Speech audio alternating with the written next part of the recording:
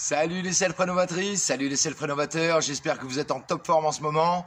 Dans cette vidéo, comme promis, je vous montre comment étanchéifier tout ce que tu veux grâce à un produit super magique. Tu vois, regarde, cette petite écumoire là, regarde, tu vois, l'eau passe à travers.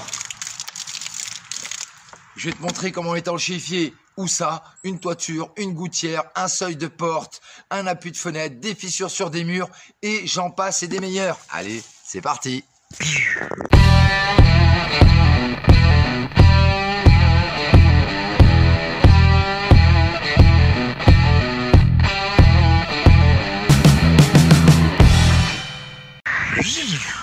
Bon alors, tu as dû voir la pub de ce produit, tu as dû en entendre parler, tu as dû voir plein de vidéos là-dessus et tu te demandes si ça marche vraiment.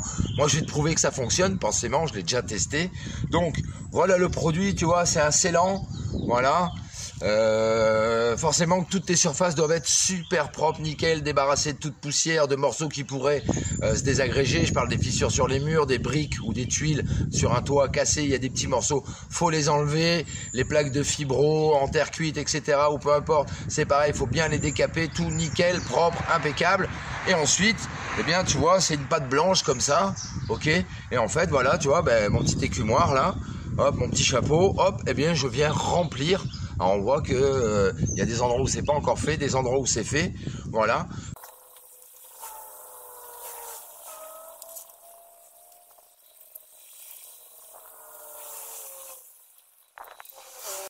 Voilà, le nettoyage est terminé, j'ai gratté avec ma meuleuse d'angle pour enlever le surplus d'enduit que j'avais fait là.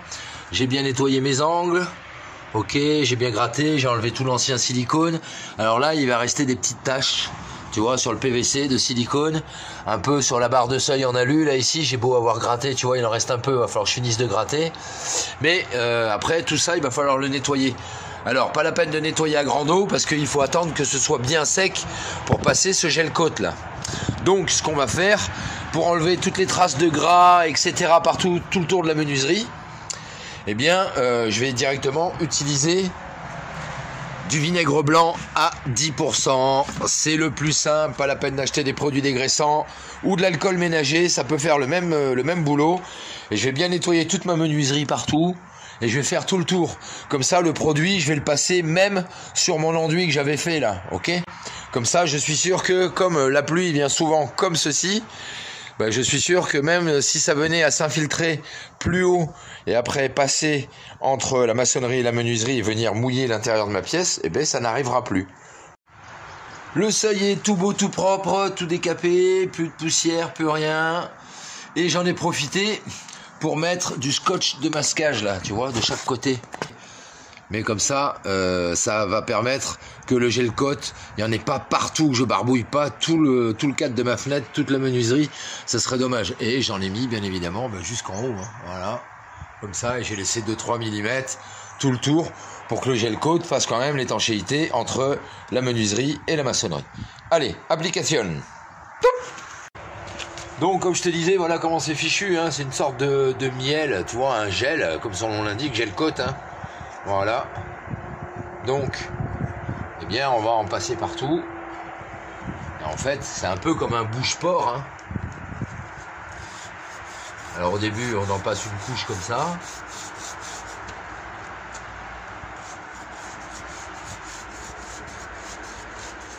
Pour rendre mon seuil étanche.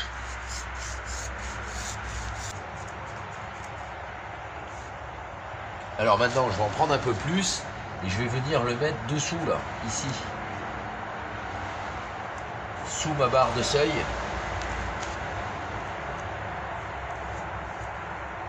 On va éviter d'en mettre partout dessus.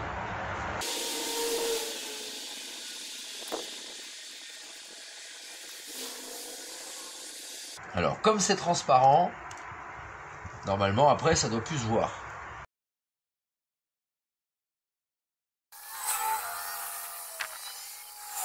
Alors si tu débordes un peu à certains endroits, hein, tu prends une petite lingette, un petit chiffon, tu l'humidifies, ou là tu vois je le fais à sec. Mais comme ça permet d'enlever ce qui déborde à certains endroits.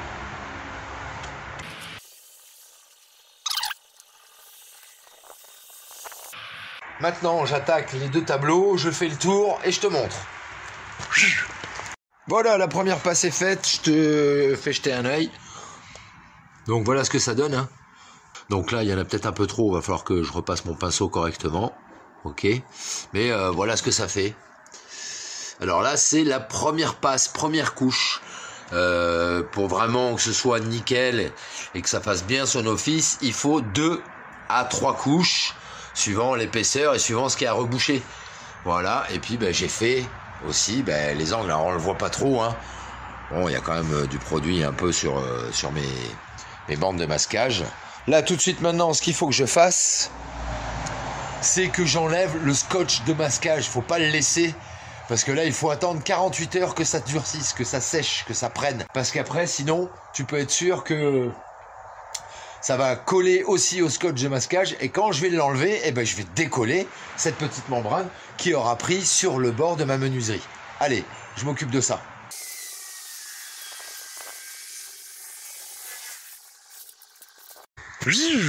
Alors, ce qui est génial avec ce produit, c'est que il est multi-support. Bois, métal, plâtre, tuiles, briques, béton, PVC, plastique, même l'ABS. Tu arrives à reboucher des trous dans de l'ABS. Forcément, si c'est un trou qui fait 2 cm, il va falloir mettre quelque chose avant, puis ensuite mettre le scellant. Mais franchement, c'est super pratique. Ensuite, ce qui est aussi bien avec ce produit, c'est qu'il est sans solvant. Donc déjà, tes pinceaux, tes brosses que tu vas te servir pour te servir de ce produit, tu nettoies à l'eau. Ça, c'est génial. Même si tu dépasses à des endroits comme moi, tu as pu voir sur mes ouvertures, etc. Tu prends un petit chiffon avec de l'eau ou à sec et tu peux nettoyer tranquillement. Ça, c'est génial. Allez, je te montre d'autres endroits où on applique. Là, j'ai une belle fissure ici, là, on voit bien. C'est tout fendu. Donc là, j'ai passé mon petit produit magique. Juste ici, là, voilà, comme ça.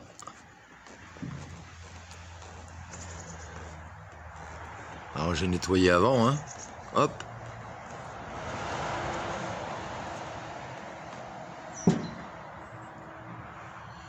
Une passe dans un sens, une passe dans l'autre.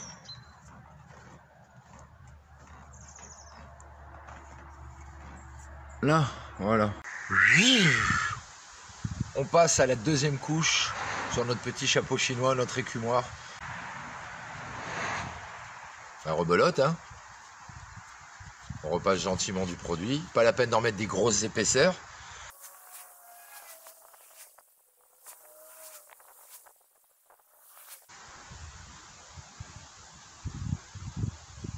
Allez, encore un 48 heures de séchage. Et puis après, on fait un test. L'autre avantage, c'est que justement, ça peut être un produit définitif ou provisoire. Là, moi ici, j'ai refait l'appui de fenêtre, j'avais rajouté cette fenêtre ici, et je n'ai pas le temps, vu la météo, on est déjà en novembre, de refaire tout l'enduit sur le mur, car il faut ici que je rehausse cette toiture d'un côté comme de l'autre, que je change la couverture. Là, c'est du fibrociment amiante. Faut que je mette de la tuile, etc., etc.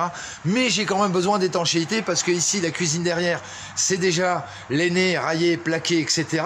Donc, j'ai pas envie que l'eau s'infiltre et après abîme mon isolant, le placo et que je suis obligé de tout recommencer.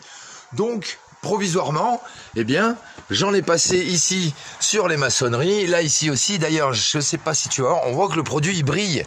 Voilà. Donc, bien évidemment qu'après, je serai obligé de repasser une machine, diamant, etc. pour renlever cette couche quand je vais refaire tout l'enduit sur ma façade. Mais en attendant, je suis bien tranquille, ça reste étanche. Alors, verdict final, parce que tu veux vraiment savoir si ce produit il fonctionne, s'il va étanchéifier tout ce que tu as besoin. Donc, on revient avec notre petit chapeau chinois, notre écumoire là. Donc, tu vois, voilà. J'ai passé 2 couches. Allez, petit test avec la bouteille d'eau.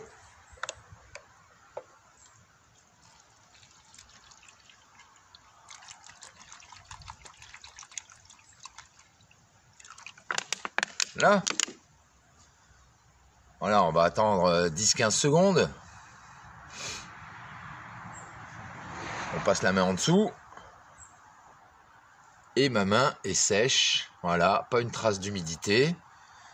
Donc c'est super efficace. J'ai été surpris quand j'ai acheté ce produit. Moi c'est pareil, je me disais ouais, on sait jamais, nanana. Peut-être que ça fonctionne pas beaucoup, pas vraiment. Et finalement c'est super efficace. Tu as vu, j'en ai passé un peu partout chez moi. Ce produit il coûte une trentaine d'euros le kilo. Alors, tu vas dire, c'est un peu cher. Forcément, tu vas pas t'amuser à faire des 100, 200, 300, 400 mètres carrés. Là, il va falloir trouver autre chose. Mais ça reste quand même relativement abordable pour l'efficacité que ça produit. Et moi, franchement, je suis super satisfait. Bon, ben voilà les petits chéris. Merci beaucoup d'avoir suivi cette vidéo. Je te mettrai le nom du scellant en description. Et comme je vous le dis toujours, pensez à la récup, c'est hyper important, c'est ce qui vous permettra justement d'acheter des produits de bonne facture, de bonne qualité pour vos travaux. Et comme toujours aussi, soyez inventifs, créatifs et ingénieux, surtout restez-le et prenez bien votre temps pour tout le temps faire de votre mieux. Du super bon boulot et je vous dis à bientôt pour une nouvelle vidéo de Réno. Salut les petits builders!